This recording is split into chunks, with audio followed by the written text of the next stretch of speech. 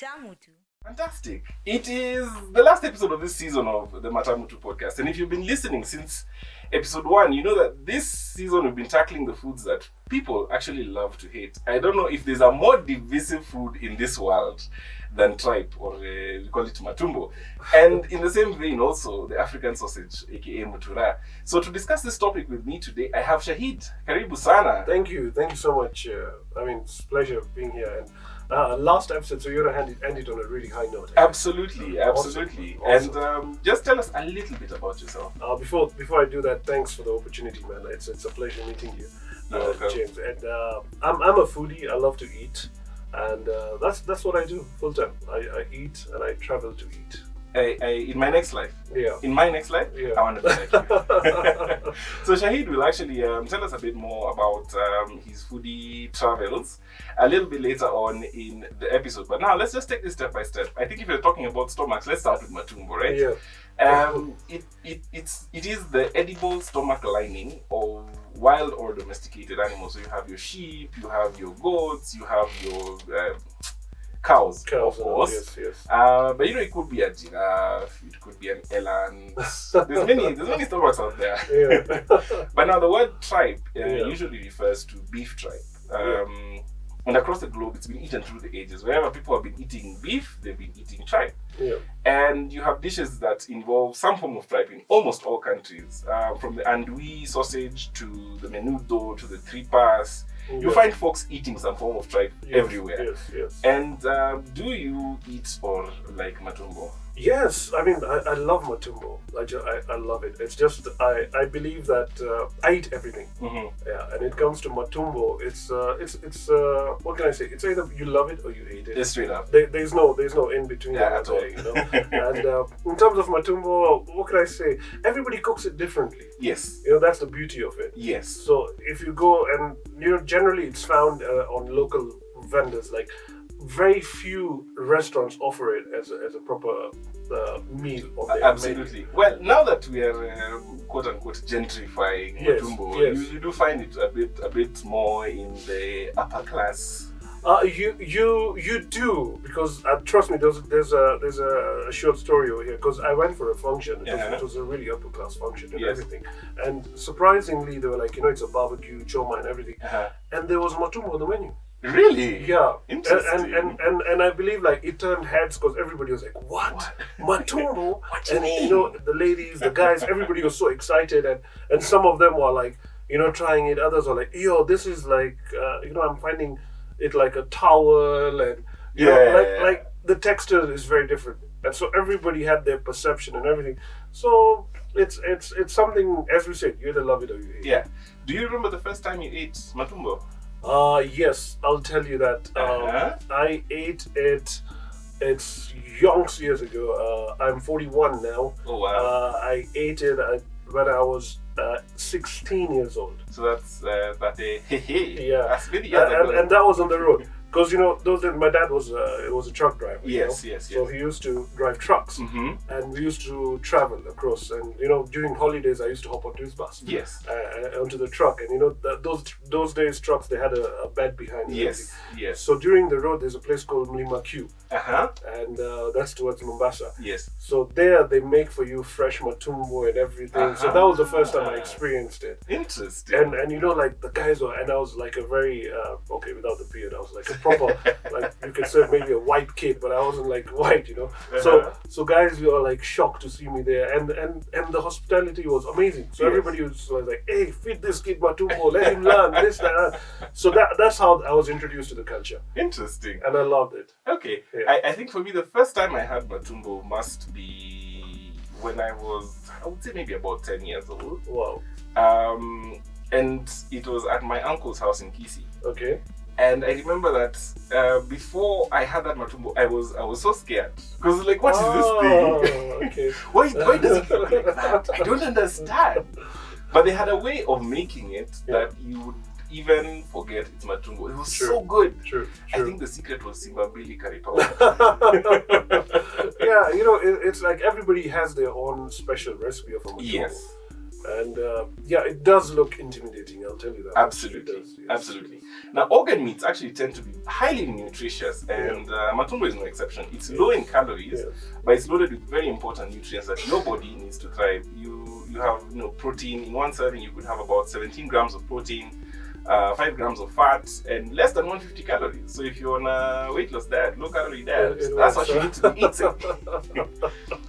Good thing it's also rich in vitamin B12, selenium, and zinc, all of which are challenging to get enough just through a plant-based diet. Awesome, man. You see, that's why we need guys like you who can educate us about the nutrients, because us guys, we just go and eat. We just eat it. And we're like, yo, if it's good food, we're there. We're bora chakula. Yeah. But one thing you need to take note is that matumbo is rather high in cholesterol. Yes. So if your cholesterol is already high, you may need I to believe all the good stuff is always high in cholesterol, man. So you just have to watch it out. It's trying to kill you. It's just trying to kill you. That's all it's trying to do. Now, mutura is where it starts to get interesting. Oh yes. It starts to get very, very, very, very interesting. Before you go into the mutura, because I know that's going to be a long topic for you, since you're talking about intestines, internal things. Just a week ago, I tried goat heart. Okay. And that's different. It's not been posted yet because we haven't shown it to the public yet, but it's coming soon. And that was like, wow. And I was like, what? So have you ever tried that? I think I have, but barbecued. Yeah, so it was a goat heart. It was the tongue. There was the head as well. And this is stuff like I didn't know it existed. Like people actually eat this thing. Like the tongue is a delicacy on its own. Absolutely. So maybe in your new season we can have a special one on that one. I need to go and do my research by eating it. Yeah.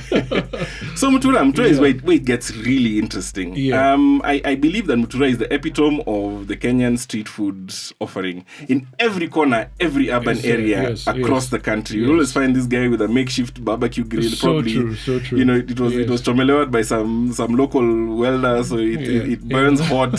And this guy has a dirty white coat that has just blood all over the place. True. He's got like a small bucket there. It's like stuffed with the nyama there, and you're like, okay, what's happening? What's happening here? And he just removes it, and you're like, whoa. And then there's that guy behind him who has a jerry can of soup, and it's just exactly. It's the most interesting thing. Yeah. And it seems to me that nobody ever asks for a big piece of mutura. You always just start with nikati ambao. Yes. Ongeza ingine.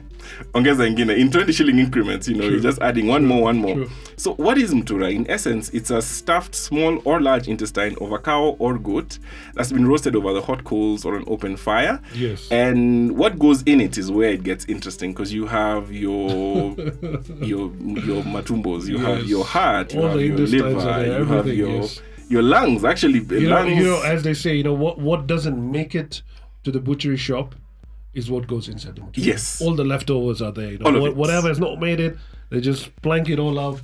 And what I find most interesting is actually that the blood of usually, or when you're talking in traditional, the mutura in Nairobi more or less will not have as much, but traditionally the blood of the cow or the goat that was slaughtered is boiled with all these other things, it's true. Then now that is stuffed inside. But interestingly, what I figured out on my adventures of the mutura adventures, if you want to call it, is that there are very many kinds of muturas. Absolutely. So I was like, wow. And actually, it exists in many other cultures. Yeah. And I'll give an example of the black pudding. Yeah. If you're talking northern England, they have this thing called black pudding, which is basically the blood of a pig, usually, that is stuffed inside the pig intestine, and then that is boiled, and then you can have it. It's a very big part of the traditional English breakfast. If it's a traditional English breakfast, you have to have your black pudding there.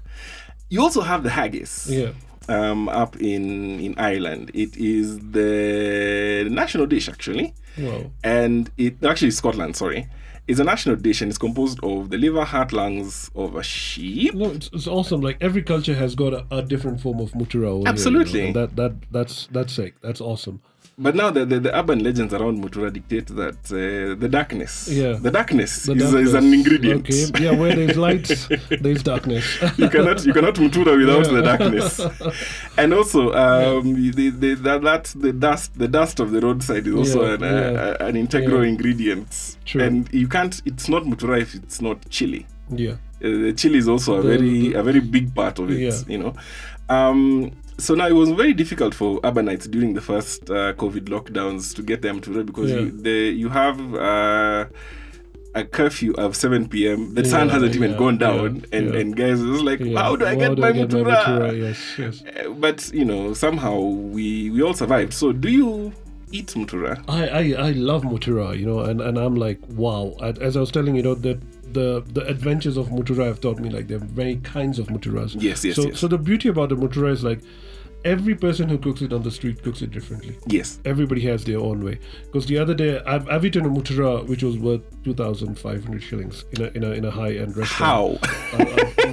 I know I'm not allowed to mention the restaurant's name, but that mutura was 2.5, and it just came, and how it was presented and everything. It was like a proper coiled. It looked like a big ass German sausage over there. Yes. And bro, I was blown with the taste. Absolutely. It was like, wow. Now when people saw it, they're like, oh no, that's just a sausage and this and that. But you can't say until you actually taste it. Yes. So that was like a 2.5 for that mutura, and you're like, okay, it was absolutely worth it because it was like the taste was completely different. And then when you go down the street, you get a mutura. There's like a mince meat kind of a mutura. Yes. You know, that's now, it's not like the bloody sausage or something. No. It's very dry, you know. Yes. So it's crumbly. Even the guy is chopping it and you see the crumbles falling off and you're like, wow, you know. And I think it's psychological, as you said, you know, you just want to go like, bow, 20. Yeah, but you end up eating more that way, you know. I feel like, because I think once you see the whole lump sum in front of you, you'll just be like, that's it, that's enough. But when you go little, you end up eating more. Yes, so, absolutely. Yeah. So then there's another mutura which is it's like a proper bloody mutura. It's like completely wet one, I could say that. You know, as soon as the guy is slicing it, you see the blood spilling out and everything like that. And recent I had a mutura which was like, it wasn't finely, what can I say, grated or minced or something, because you can actually see the chunks of the stomach and everything, you know. So I was like, okay, I didn't like that much. I didn't like it that much, but my colleague loved it. But I was like, okay, you know, maybe I'm too used to the other type of the mutura. Yeah, probably. Yeah, and as you said, you know, mutura, it has to go with a kachumbari with it. Yeah. Kachumbari has some chili. Yeah, and that's even the art of just dropping the salt on it, that makes a big difference to the taste. Absolutely. I think the first time I had mutura, it was at an upscale restaurant. Yeah. I will not lie. Yeah. But it wasn't that one for 2,500 bob. I was like, hey, what? Yeah. I liked it. I liked it because they'd done a very good job with spicing the stuffing. It was very nicely spiced. It wasn't too chilly, but then it wasn't just bland. Yeah, right? I think you know, these high-end restaurants who offer mutura, they actually they kind of transform it into kind of a gourmet cooking. You know. Yes. They spice it up. They take it to another top notch, another level. I guess that's why they can charge a premium price for it. Possibly. Because the taste changes, and it's a huge difference. So what tends to make mutura and matumbo rather unpopular is both the visuals and the smell. A lot of people really can't get past the visuals of the matumbo. Yes. You know, whether it's the blanket one or the one that looks like a honeycomb. They can't get past that. No, but personally, if you tell me to choose between a mutura and a matumbo, I would go with a mutura. Interesting. Yeah, I can eat like mutura anytime. But matumbo is like, I have to be ready for it, you know. And you know, I have to be prepared psychologically. I'm gonna eat stuff this. that thing. You know, if you don't actually wash the matumbo properly, the smell, oh my God, it just puts you off. My aunt was coming to stay with me. This is like 2017, right? Yeah. She was flying in from India and she was coming to stay with me. So I had given somebody the key to my house so they could prepare the room and all that stuff. Yeah. And then what happened was that one of her sisters came and came with matumbo, right? Ooh, okay. And started to cook it. And I showed up like half into that cooking process. I could smell the matumbo from outside the house. Yeah. Oh. From outside the house. Yeah. I was like, okay, what's Just happening? imagine. What's happening in my house today? You're glad that the neighbors did not call on you, man. It was so terrible. It was so terrible. However, when that matumbo was ready, it was rather tasty. Tasty, yeah. It was rather tasty, but they say that the longer you cook it, the tastier it becomes. Yeah, it's near impossible to actually overcook matumbo. Yeah. It's near impossible. So just boil that thing. So, some people they say leave it overnight, and it's as everybody has their own Their own method of doing it. Yeah. Right, and now it's time to segue into my favorite segment. That is the guest questions. Woohoo! Ooh, okay. So. Do you have an embarrassing mutura or matumbo related story? I'll tell you it's not embarrassing as such. It's just that I went once to a street vendor. Yes. Somewhere in Kayole sites. Yes. And the guy was selling I was told he's like the best in the best intestines, as you can call him, So I'm like, okay, you know what? Let's go have it out. All right, the matumbos are, but the intestines. The guy was grilling the intestines just on its own, like no marination, nothing. It was just as they say, kavu. Bro, I was on camera and I took the first bite and I was like, oh no, like that did not go down well at on camera. It was like, it left a bad smell in my mouth. Oh no! And it was like so rubbery and chewy. And if you look at it, it's just intestines, just white stuff curled up, and that's it. And the guy is telling me that is his most popular seller. How? I'm like, how? Exactly. Okay, no, that's that. I feel triggered, and I don't eat intestines as often, but I feel so triggered. Like how? No, that was a stop for me, and I didn't have another bite. I said, "Yo, that's it. Let's move on to something else." Okay. Yeah. And I think for me, it's actually rather embarrassing. My father passed away like 5 years ago, and peace, thank you. And at the funeral, after the funeral. After we buried him, we went to have dinner. So for that dinner, there was matumbo. And everybody had the matumbo. Everybody. Oh. Fast forward 6 hours later. Everybody had stomach problems. No, the runny tummy, yeah? Every single person in the home. Yeah. Wow. Except the vegans, of course. Vegans. Right? But like the rest of us. They're protected. So, so it was hilarious because we were all trying to look for... Okay, at home we have a very specific stomach ailment remedy, which is ash. Yeah. And it works just like activated charcoal, right? Okay. Pulls out all the toxins. But then there's only one person who makes that ash and makes it good, right? So, and the supply was very kidogo. It was just like, a couple of teaspoons. So you had to now decide, okay, who's worse off so that you can give them this. The rest of you drink other herbal remedies. Who's going to the washroom more gets it. That was quite interesting. So what's a memorable, one of the best muturas or matumbos that you've eaten? I'll say the 251 was amazing. Was amazing. I mean, that was like, for me, it was a total high end. It was a whole new ball game. I mean, on the streets, you know what to expect and everything. It's like you're in a rush, you just want to chop a few and just move on. But that was like, wow, imagine sitting in a fancy restaurant, your cutlery is there, you're enjoying your drink and you're having a so-called mutura, which is for 2.5. Like that was like, for me, that was like, wow. Okay. Even the taste wise, like it's like, it's gourmet mutura. Yes. So gourmet that mutura. was awesome. Yeah. Okay, interesting. A question that was asked by our co-producer here. Yeah.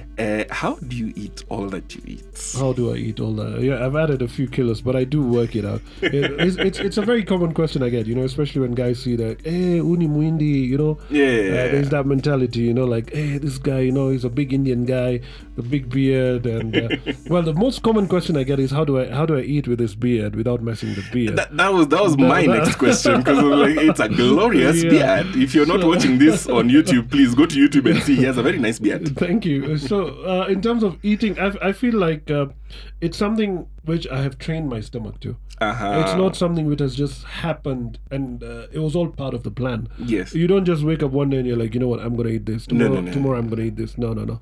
You have to do it gradually, pole and everything. And for the love of food, I love trying. I love experimenting. Okay. And you can say even the genetics play a good role. I guess I'm blessed with the height and everything, so it helps a lot. It helps. But the training is there. You have to train your tummy. Absolutely. Because even if I have to eat, like I have to, what can I say, balance it out. Yes. You know, and you're like, okay, if today I'm eating madondo, I know I'm not gonna go ham on it. No. I'm just gonna go kidogo just to taste just a little bit. And maybe next time a bit more and all. So that even like the first mutura I had, I did not just go and attack the mutura like yo, you know. Of course not. Because that way you're gonna dismantle your stomach and mess it up very badly. Straight up.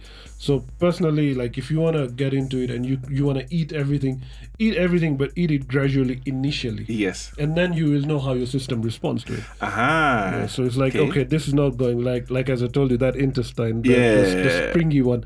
It did not go well with me, so I'm like, no, I'm not going to go that route. I'm not going to do it. I'm not going to do it. Okay. And now a question that I ask everybody: what's been your go-to pandemic recipe?